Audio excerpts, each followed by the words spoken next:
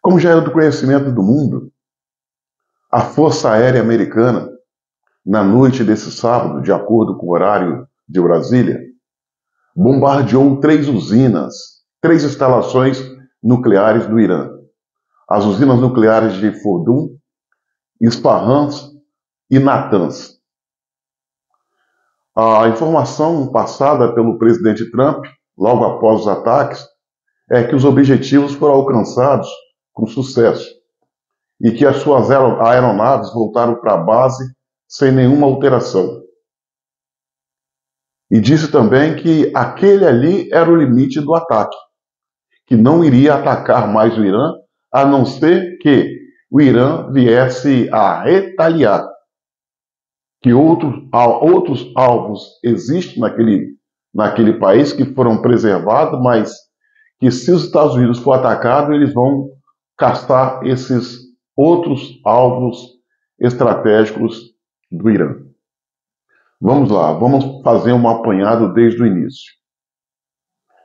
Esse conflito Irã-Iraque, eu quero acreditar que foi uma surpresa, que foi uma imensa surpresa para a administração Trump. Mesmo que haja um alinhamento histórico entre Israel e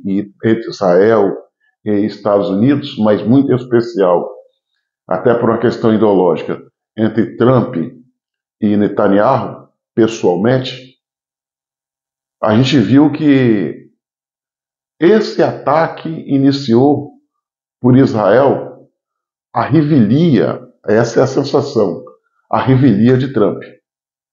Tanto é que o governo Trump ficou reticente no início do conflito.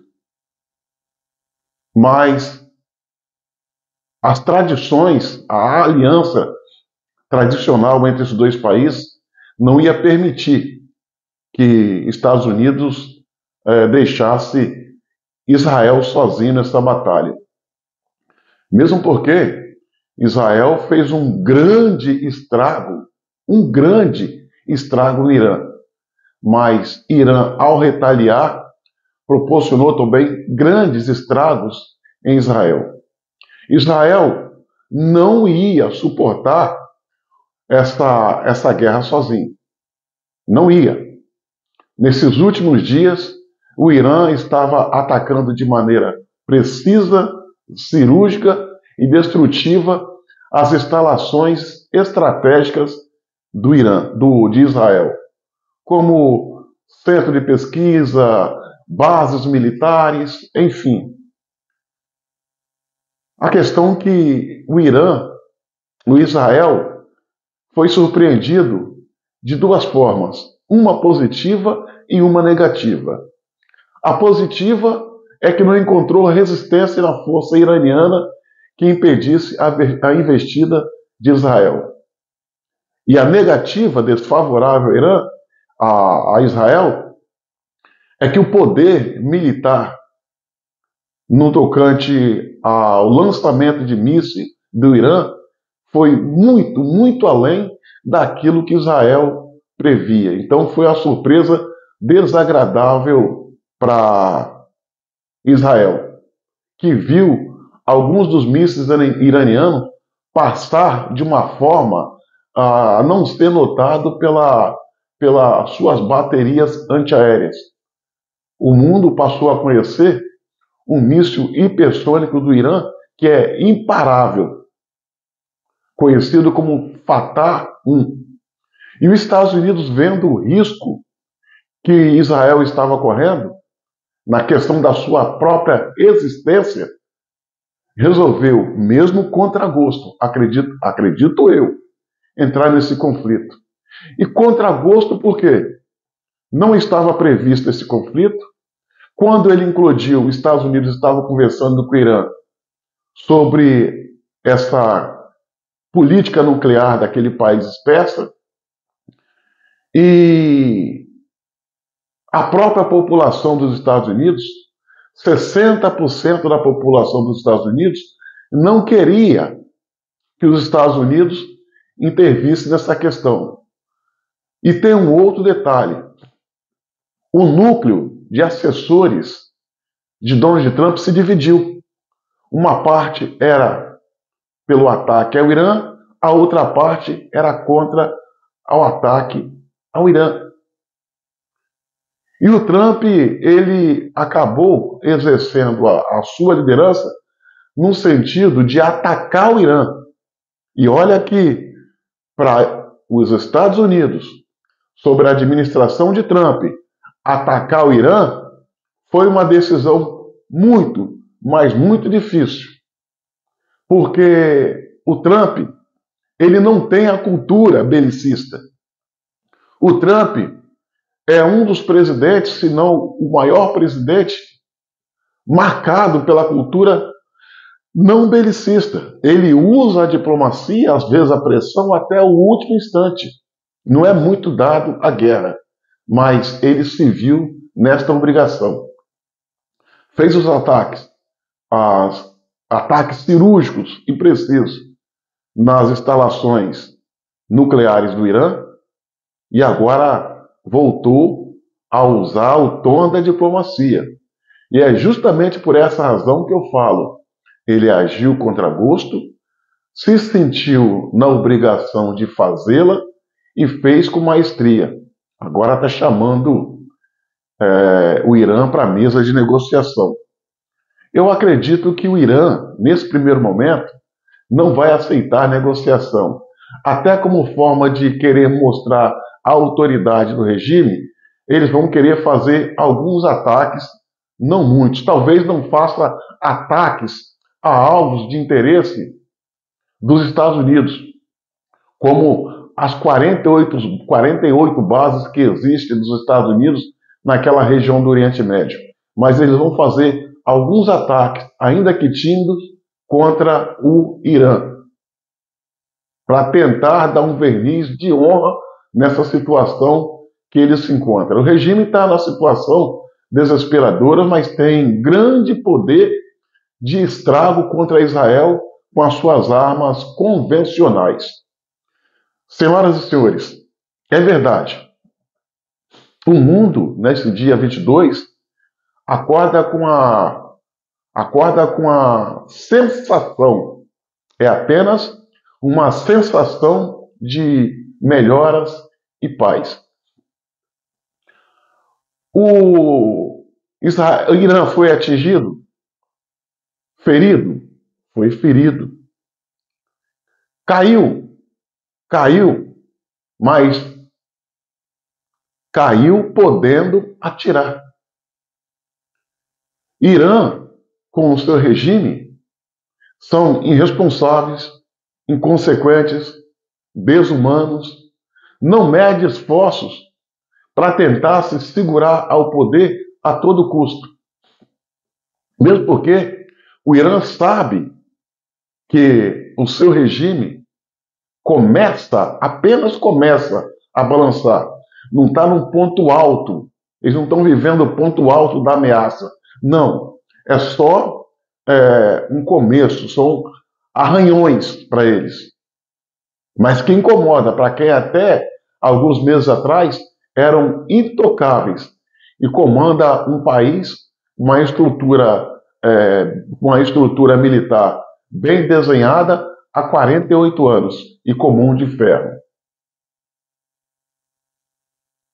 Eu, na minha avaliação, o trabalho contra o Irã foi doloroso, machucou o Irã, feriu a carne do Irã. E quando eu falo Irã, não é a nação iraniana, é o regime dos ayatollahs, é a ditadura iraniana. Feriu. Mas, lamentavelmente, eles estão feridos, mas não estão mortos. Eu entendo, na minha humilde avaliação, que era preciso derrubar o regime para que pudesse fazer uma transição de poder. Embora a história nos mostra que troca de um poder em um país como o Irã não é uma coisa fácil. A gente viu a Líbia, houve a intervenção na Líbia, houve a derrubada do regime do Muammar Gaddafi. O que aconteceu? a Líbia se dividiu em duas. Hoje, a Líbia tem dois governos ditatoriais. O Iêmen, que era comandado pelo Saleh, que na Revolução Árabe, em 2013, derrubou o regime naquele país.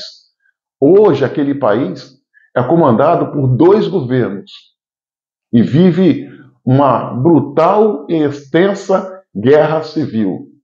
Existe o governo regular, que fica ao norte, e existe o grupo terrorista Houthis, que fica na região de Sanaa, capital. Os Houthis não ocupam todo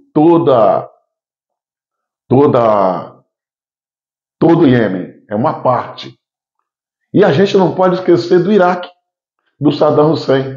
Saddam Hussein foi derrubado. O que aconteceu? No vácuo de poder, que com a derrubada do Saddam Hussein, que era sunita, entrou para comandar aquele país os xiitas. O Iraque passou a ser um país sob influência do Irã, sob o xiismo. E está lá. As guerras civis sobre várias tribos ainda existem. Existe. Vamos para o Afeganistão. Os Estados Unidos, depois do ataque às Torres Gêmeas, resolveu derrubar o regime Talibã no Afeganistão. Depois de 20 anos, o Talibã voltou mais forte, mais agressivo, expulsando os Estados Unidos. Os Estados Unidos gastou naquele conflito 3 trilhões de dólares para sair fugido às pressas do país, deixando para trás 80 bilhões de dólares em armamentos e equipamentos para o Talibã, que hoje é um dos exércitos mais bem equipados daquela região. Por essa razão, eu falo das dificuldades que tem de promover a queda do regime no Irã e a troca de poder. É difícil, é extremamente difícil, mas é necessário. Necessário porque, mesmo capenga, o regime está lá, fazendo as suas maldades, ameaçando, oprimindo, prendendo, executando opositores. E não deixa de ser uma ameaça para a região ainda, haja visto que foi eliminado foi a sua política nuclear e não o seu programa de mísseis, que continuam em grande estoque, capaz de fazer estrago em toda a região, inclusive contra os Estados Unidos. É bem verdade. Uma coisa ninguém está falando. Nos efeitos colaterais desse ataque americano, que acabou quebrando um elo da corrente do mal. Vários países saíram prejudicados com esse ataque sofrido pelo Irã. Rússia perdeu, sai perdendo. China sai perdendo. Venezuela sai perdendo. Coreia do Norte sai perdendo. E o Brasil de Lula sai perdendo. Há suspeita. Algumas mídias alternativas já diz que o Brasil colaborou. Não sou eu que eu estou falando, eu estou só repetindo. Suspeita que o Brasil colaborou com o programa nuclear do Irã, fornecendo àquele país a matéria-prima, urânio. E isso é extremamente grave, que se for comprovado, terá consequências para o Brasil. Mas como é que... Vamos voltar aqui nos países que perderam. E por que perderam? O Irã era o país que produzia drones em larga escala e fornecia para a Rússia atacar a Ucrânia. Quer dizer, o fornecimento de drones por parte do Irã para a Rússia já ficou prejudicado. E o Irã era um parceiro estratégico da Rússia no Oriente Médio. Perdeu. É um elozinho a menos nessa corrente. China. A China pretendia reavivar a rota da seda, em que ia ter parcerias comerciais com vários países do mundo. E um dos mais importantes no Oriente Médio seria o Irã. Hoje, a situação do Irã é delicada. A China talvez vai querer distância do Irã, até com medo de sofrer sanções por estar colaborando com o regime. Venezuela, por que a Venezuela perde? A ditadura venezuelana é alimentada, sustentada e apoiada por 4 países. 4 países ao redor do mundo. Os principais. É claro que tem outros, mas os principais são Rússia, China, Brasil de Lula e o Irã. Esses são os 4 países que dão sustentação à ditadura venezuelana. Inclusive, a Rússia, o Irã, já tem bases militares na Venezuela. Com esse ataque sofrido, que machucou profundamente o regime dos ayatolás, permanecer na Venezuela já não é mais prioridade do Irã. Perderam força. E eles agora têm que focar nas suas questões domésticas. A Rússia vai continuar aqui na Venezuela. Mas o foco da Rússia é o leste europeu, Ucrânia, Rússia, esse conflito que já se arrasta por 3 anos. Então, é um parceiro que a Venezuela perde. A Venezuela perde a Rússia, a Venezuela perde a Rússia, porque a Rússia está priorizando o conflito no leste europeu, perde agora o Irã, porque o Irã está com problemas de ordem doméstica, não vai tentar sobreviver, e o regime está ameaçado, e enfraquece a rota da seda. Ou seja, beneficia a oposição e a população venezuelana, que precisa reaver o seu país. E o senhor Nicolás Maduro, ditador venezuelano, amigo de Lula, ele sabe que aquela bomba que os Estados Unidos lançou lá no Irã, no estoque, tem muitas outras que pode ser lançado sobre a cabecinha dele também. Quer dizer, barbinhas de molho. Agora vem o Brasil. Aonde é que o Brasil perde? O Brasil está promovendo essa tirania aqui no Brasil. Para tanto, rompeu laços com os Estados Unidos. Hoje o governo e a ditadura brasileira faz críticas abertas e irresponsáveis contra o governo dos Estados Unidos, esquecendo os 215 anos de parceria, esquecendo que os Estados Unidos foi o primeiro país do mundo a reconhecer a independência do Brasil, ao ponto de Lula mandar Trump falar baixo com ele, ao ponto do Alexandre de Moraes fazer deboches dizendo que só vai mudar a sua postura autoritária se um porta-avião americano chegar no Lago Paranoá. Lago Paranoá é um lago que fica no coração de Brasília. Como sabemos, não tem acesso ao mar, assim sendo, é impossível um porta-avião ali chegar. E ainda tem a agravante, senhoras e senhores. Tem a questão do rompimento, do alinhamento ideológico com esses 4 países, o virar as costas para os Estados Unidos, mas tem a agravante, que se for confirmado vai ter consequências, repito, de que os Estados Unidos colaborou, que o Brasil colaborou com o envio de urânio para o programa nuclear do Irã.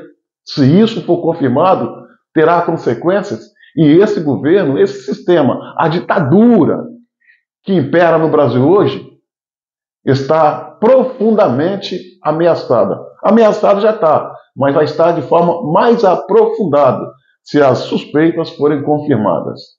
Meu irmão, minha irmã, o que aconteceu no dia de ontem foi um divisor na geografia política. Foi um divisor. O mundo acorda diferente, profundamente diferente. Agora, é bem verdade, Israel precisa trabalhar mais com o governo Trump, muito mais com o governo Trump, porque tomou medidas isoladas e obrigou a chegar a essa situação.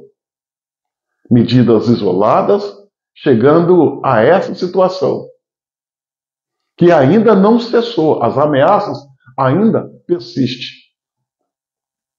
O Irã não é uma ameaça só para Israel. Irã é uma ameaça para o mundo. O Irã é um Estado que promove o terror ao redor do mundo. Foi assim na Síria, foi assim no Líbano, foi assim na faixa de Gaza, no Iêmen e tantos outros países ao redor do mundo. Inclusive, esse mesmo Irã patrocina, financia o Hezbollah, que está aqui na nossa tríplice aliança. Está entre a fronteira do Brasil, Argentina e Paraguai. E esse Hezbollah, esse braço do Hezbollah aqui na América, tem uma parceria fina com o PCC. E, por sua vez, com o governo do PT. Esta é a situação em que o Brasil se encontra hoje, que o mundo se encontra hoje. O mundo hoje acordou outro. O regime dos ayatolás no Irã está ferido, mas não está morto. É preciso, repito para finalizar, é preciso fazer a árdua, dura e quase impossível queda do sistema para uma transição de poder. Não é fácil, mas é necessário para libertar aquele povo. Porque senão, o regime iraniano que hoje está ferido, amanhã pode curar suas feridas e voltar mais venenoso e ameaçar o mundo de uma forma mais perversa.